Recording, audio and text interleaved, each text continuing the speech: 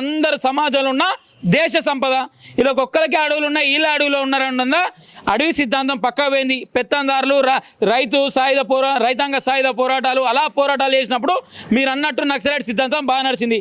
ఈనాడు ప్రజాస్వామ్యం ఉంది, ప్రజాస్వామ్యబద్ధంగా మనకు ఈరోజు ప్రభుత్వాలు ఉన్నాయి, ప్రభుత్వబద్ధంగా మంచి ఉద్యోగాలు సంపాదించుర్రు, మంచి ప్రొఫెసర్లు అవుతారు, ఉన్న స్థాయికి పోతున్నారు. ఈరోజు యొక్క నక్సలైట్ సిద్ధాంతాన్ని నమ్మే ఈ యొక్క యువతి కావచ్చు, యువకుడు కూడా లేరు.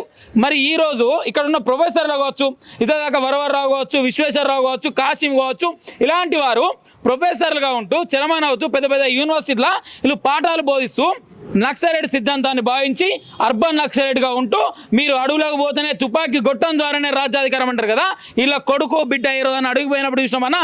ఈరోజు నేను ఒక్కడే మాట్లాడుతున్నా, ఈ యొక్క అన్ని ప్రస్తావన చేస్తే నిజంగా కమ్యూనిస్ట్ కావచ్చు, లేకపోతే ఈ యొక్క నక్సలైట్ భావజాలంతో ఉన్న ఈ యొక్క పెళ్ళిళ్ళు అయిన తర్వాత ఇలా కొడుకు బిడ్డలేమో యూఎస్లో ఫారెన్లో ఏమో మంచిగా సెట్ అవుతారు.